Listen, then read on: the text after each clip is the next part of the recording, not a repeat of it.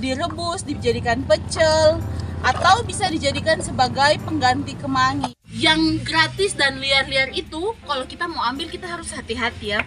Jangan kita ambil dari pinggir jalan yang sering terkena polusi kendaraan, atau ada sampah-sampah, atau dari selokan misalnya.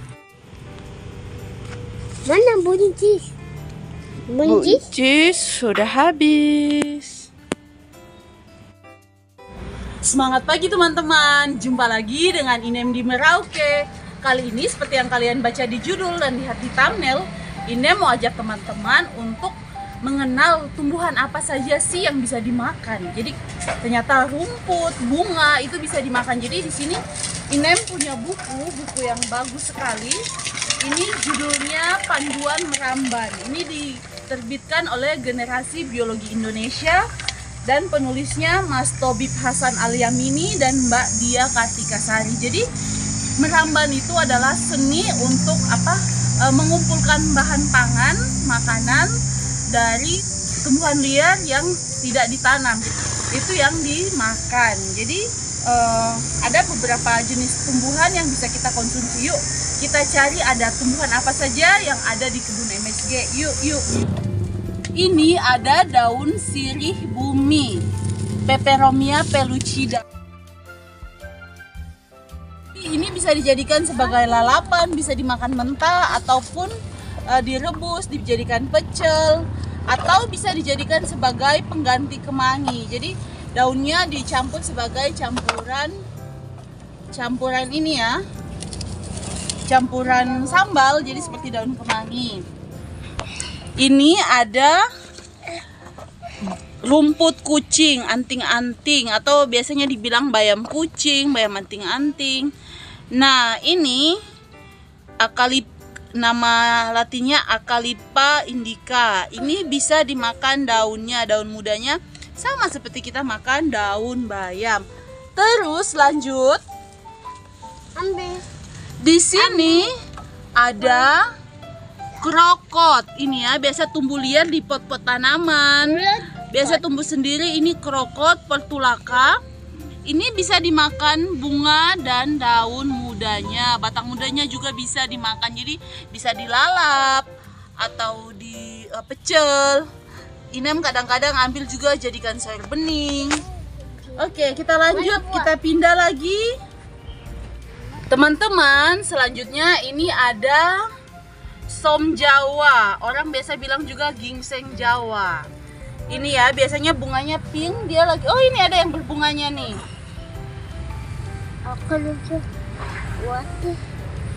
Ini bunganya. Nah, ini bunganya kecil-kecil yang kita bisa makan. Ini daun mudanya. Di sini. Kita bisa lalap, bisa tumis, bisa bening. Ini biasa bening juga campur. Oke, kita lanjut lagi. Nah, ini nih ya. Ini sayur bayam yang tadi, bayam kucing, bayam anting-anting. Berikutnya di sini ada bunga gomperna, bunga kancing ungu atau bunga kenop ungu. Ini bunganya bisa kita jadikan sebagai tisane. Tisane itu yang Inem selalu bilang ulang-ulang, teh herbal, tapi bukan dari daun teh yang kita biasanya minum. Bukan dari daun teh Camellia sinensis. Oke. Kita lanjut lagi. Di sebelahnya kalian bisa lihat di sini. Di sini ada bunga. Orang bilang ini bunga mata kucing, bunga Mana mata kucing? ini bunga torenia. Mana Ini mata kucing, bunga badut. Jadi bunga ini kucing? ini. Mana mata kucing? Ini mata kucing, bunga mata kucing. Jadi bunga mata kucing ini kalau kita nonton di MasterChef, mereka biasa menjadikannya sebagai garnish atau hiasan-hiasan makanan. Jadi syarat untuk garnish itu harus tidak beracun ya, bisa dimakan dan harus rasanya tawar. Jadi tidak mempengaruhi rasa dari masakannya. Teman-teman, berikutnya ada bunga telang. Kalau kalian lihat di videonya Inem, video lama tuh banyak sekali Inem menjadikan bunga telang sebagai menu hidangan. Jadi hidangan makanan, kue-kue, puding, terus minuman, itu banyak sekali Inem menggunakan bunga telang. Jadi bunga telang ini bunganya bisa dijadikan sebagai pewarna makanan alami. Terus dia mengandung antioksidan, yaitu antosianin yang baik sekali bagi tubuh. Terus selain bunganya yang bisa dimakan, ini juga bisa dijadikan sebagai campuran salad, sama kayak tadi bunga badut. Jadi bisa dimakan mentah. Maaf kiri. Terus ternyata daun-daun mudanya itu juga bisa dijadikan sayuran. Jadi daun muda tuh kita bisa bikin bening atau kita bikin sayur bobor ya. Kita bikin di santan. Oke, kita lanjut lagi. Teman-teman, di sini ada bunga pukul 4, Mirabilis jalapa. Ini Inem selalu pakai bunganya sebagai pewarna makanan warna pink, atau Inem jadikan sebagai tisane, atau jadikan sebagai isian infus water. Nah, menurut buku panduan meramban, ternyata Inem belum pernah coba juga. Ternyata ini daun mudanya bisa dimakan. Jadi daun mudanya tuh bisa dijadikan sayur bening atau pecel atau lalapan. Ya terserah kita mau masaknya seperti apa. Ini ya, Mirabilis jalapa atau bunga pukul 4, atau kalau kita masih kecil-kecil, teman-teman tuh biasanya pakai bijinya, ini ya, bijinya yang tua ini ditumbuk-tumbuk terus dijadikan sebagai mainan bedak-bedakan seperti itu. Terus kita lanjut lagi. Nah, di sini ada bunga kenikir. Nah, kenikir orange ini edible. Ini bisa dipakai bunganya sebagai pewarna makanan alami warna orange atau kuning. Dia mengandung antioksidan, yaitu karotenoid atau karoten yang baik bagi tubuh, sama kandungannya seperti pada wortel dan labu kuning atau ubi jalar kuning ya. Jadi yang warna kuning atau orange berarti dia mengandung karotenoid. Oke, kita lanjut lagi.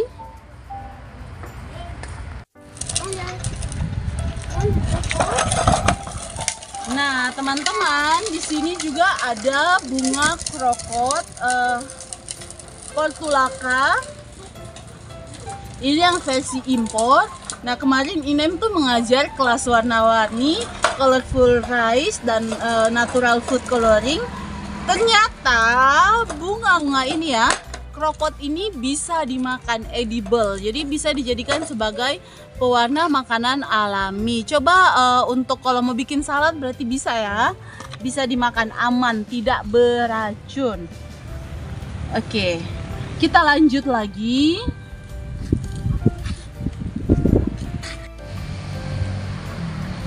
Nah, teman-teman, berikutnya yang bisa dimakan adalah bougainville. Yang bisa dimakan ini ya, yang merah-merah ini. Ini yang bunganya tuh sebenarnya ini selubung daun ya. Nah, yang ini yang kita bisa makan.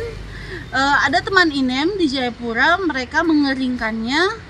Kakak Charles Toto, mereka mengumpulkan bunga bougainville terus dikeringkan, terus dikemas, jadi dijadikan sebagai tisane. Oke ya, jadi aman ya. Jadi Inem juga biasa jadikan sebagai tisane, sebagai teh herbal. Teman-teman, kalian tahu tidak ini apa? Ini daun merah, orang biasa bilang daun krema ungu. Ini Inem ambil dari pinggir jalan, terus Inem sengaja tanam. Ini banyak sekali pasti tumbuh liar, kalian pasti tahu ya. Ini yang merah-merah ini biasanya di pembatas jalan kalau di Merauke, atau di taman-taman, atau tumbuh liar di pinggir jalan, di kebun. Nah, ini nih sumber pewarna makanan alami. Ini dia mengandung antioksidan, senyawanya tuh flavonoid. Jadi dia tuh baik bagi kesehatan tubuh. Jadi betapa beruntungnya kita ya. Ini bisa tumbuh liar dan kita bisa dapatkan gratis. Tapi teman-teman, yang gratis dan liar-liar itu kalau kita mau ambil kita harus hati-hati ya. Jangan kita ambil dari pinggir jalan yang sering terkena polusi kendaraan, atau ada sampah-sampah, atau dari selokan misalnya. Nah, kalau kita mau konsumsi, kita harus ambil, kita tanam kembali di kebunnya kita atau di dalam pot ya. Jadi supaya dia sudah terlepas dari pengaruh buruk itu tadi, sumber-sumber polutan tadi.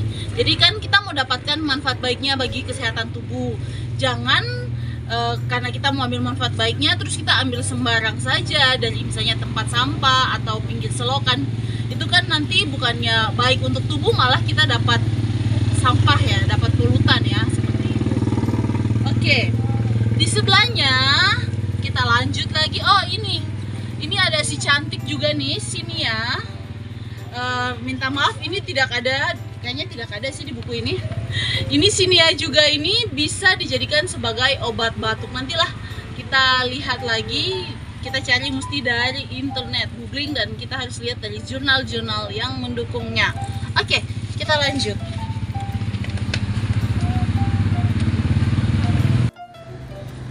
Teman-teman, di sini ada bunga kaca piring, tapi dia sedang tidak berbunga. Bunganya seperti ini, bisakah kalian lihat? Ini kaca piring. Nah, si bunga putih ini, waktu Inem mengajar kelas, ternyata si bunga ini ilmunya Inem dapat dari SS School ya, Sustainability School dari Miss Ines Setiawan. Jadi ternyata si bunganya ini bisa dijadikan sebagai pewarna alami kuning, pewarna makanan alami kuning. Maaf ya, dia lagi sedang tidak berbunga. Dan kalian mesti tahu, daunnya ini ternyata bisa digunakan sebagai pengganti daun cincau. Jadi daunnya bisa diremat-remat terus dijadikan sebagai cincau. Seperti itu. Ini ya teman-teman, bunganya. Wangi sekali bunga ini.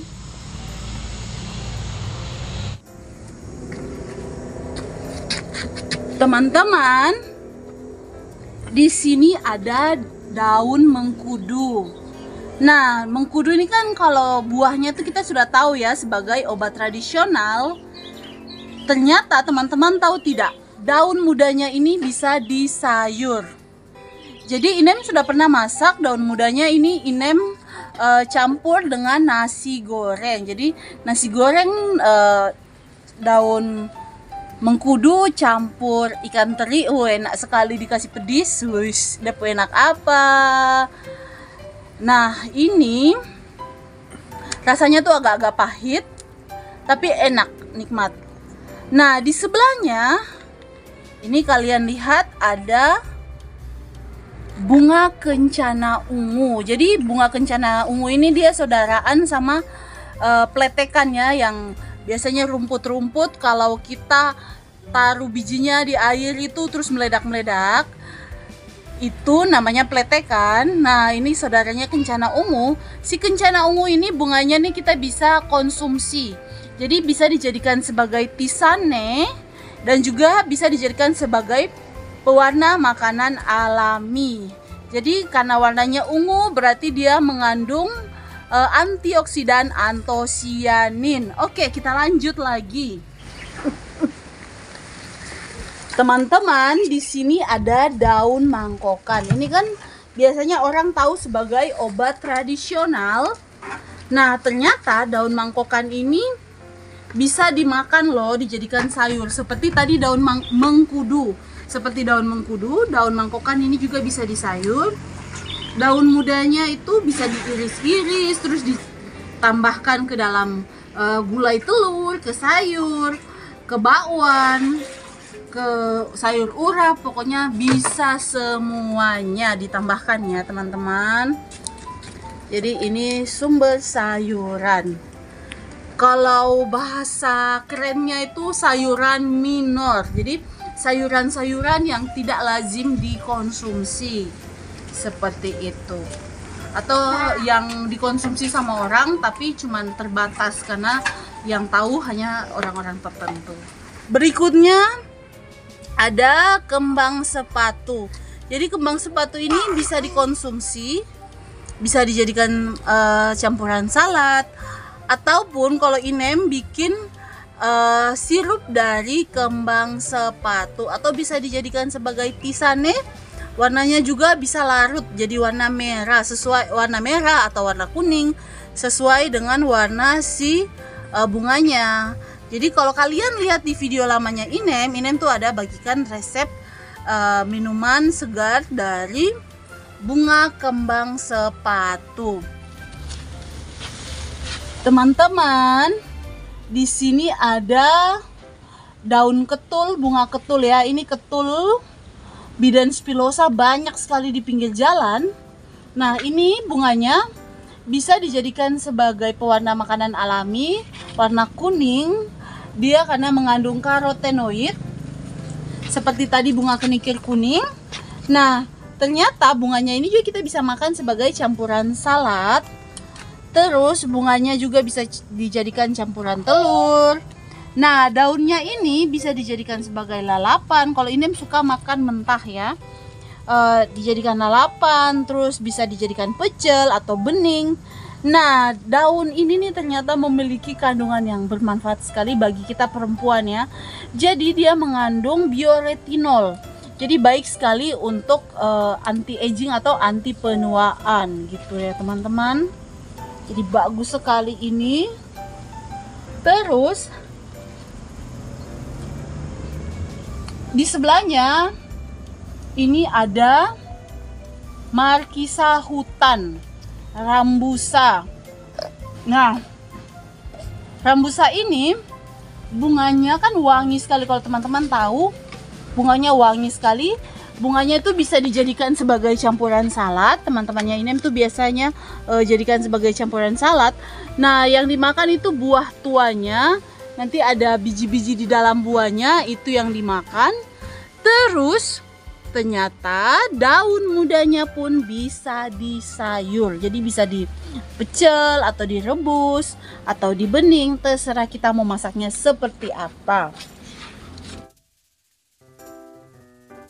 Jadi seperti biasa Inem selalu berpesan, ayo tanam sendiri makananmu. Ayo makanlah apa yang kamu tanam dan tanamlah apa yang kamu makan. Tapi ingat untuk berkebunnya secara organik. Karena apa? Dengan berkebun secara organik berarti kita menjaga dan merawat ibu bumi sebagai rumah kita bersama. Terima kasih teman-teman sudah menonton videonya Inem dan sampai jumpa.